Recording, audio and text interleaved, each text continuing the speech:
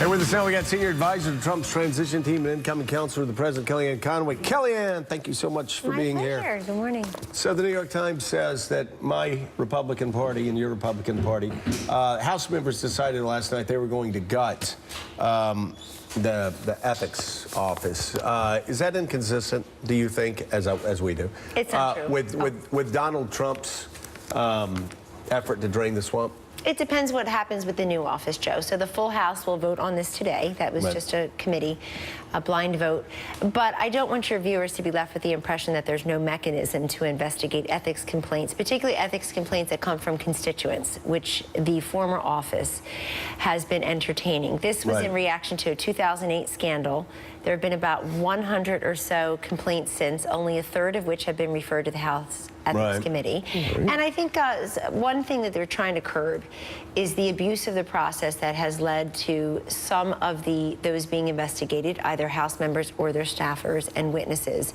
Some of them have complained that they've been denied or had their due process rights compromised. So a more fair process, you can't have, if this actually passes in full, Joe, you could not have an anonymous tip anymore. If you want to come forward as a constituent, you can do that, but you have to show some evidence, you have to show some grounding, and but isn't that a problem, not being able to have an anonymous tip coming in? What if you're a staff member and you know something and you're afraid of retribution? Exactly. So anonymous tips can be really valuable. You can also put evidence in front of them, documents, without having your name put out there and getting fired. So the House Ethics Committee, which would oversee this new organization, they have many mechanisms in place where you can effectuate the kind of hypothetical that you're putting forth.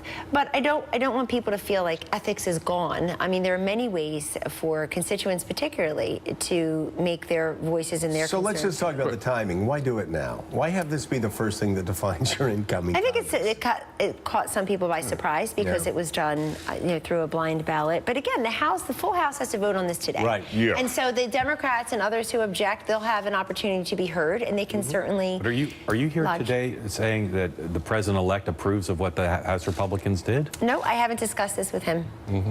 So you don't know what his position on it, but you sound like you're pretty favorable towards it. No, I didn't say that. I'm just saying that I'm trying to explain. Joe asked me the question about, is it inconsistent with draining the swamp? I'm trying to explain, based on what I know, what I read in my own reporting to the reporters around the table, why this happened. But of course, the leadership opposed it as well. Well, the leadership opposed it because it does weaken, it weakens that sort of scrutiny that frankly, Congress ought to have. I mean, to me, and that's why Paul Ryan opposed it, and Kevin McCarthy opposed it. And it would be great to know what the president-elect thinks about it, because he says he's going to drain the swamp.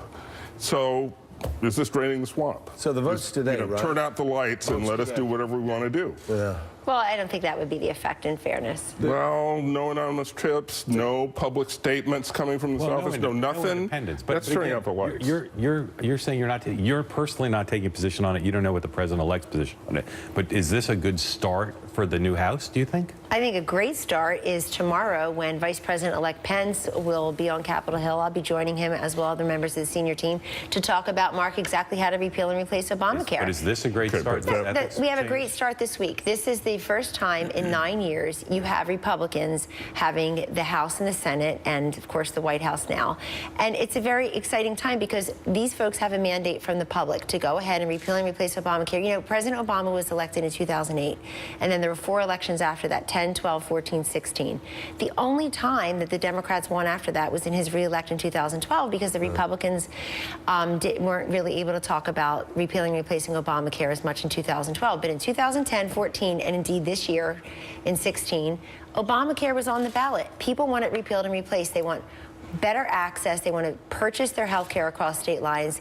They certainly want to block grant Medicaid to the states. They want health savings accounts so that you have a health insurance policy that has your name on it, where you can control spending. But that will now, just to complete the discussion, that will now be the second thing they do, right? Because the first thing they do was getting rid of the ethics. Let's see what happens this afternoon with the vote. I've got to believe if Paul Ryan and Kevin McCarthy, who's going to be on the show later, going to tell the people, the 40 or 50 people that voted against this the first time, we need you on the House floor. and we're going to roll the people, and we're going to teach them a lesson. They need to listen to their speaker and follow their speaker. So I think I'll judge later on today to And see it's how it starts. transparency. You're right. It's democracy and transparency. So let's talk about really quickly Obamacare.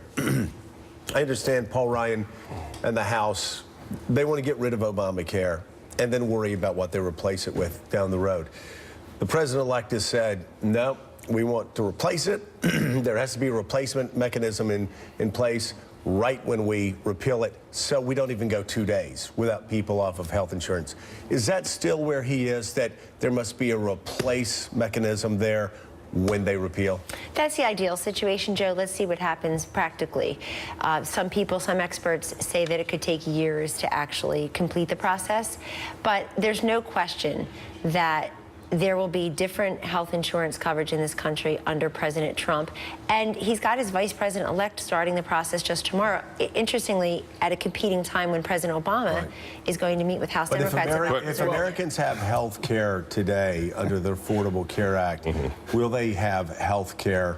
It sounds like Donald Trump is saying they will have health care. Yes, he is. Under whatever replaces it. That is correct. We don't want anyone who currently has insurance to not have insurance. Also, we are very aware that the public likes coverage for pre-existing conditions.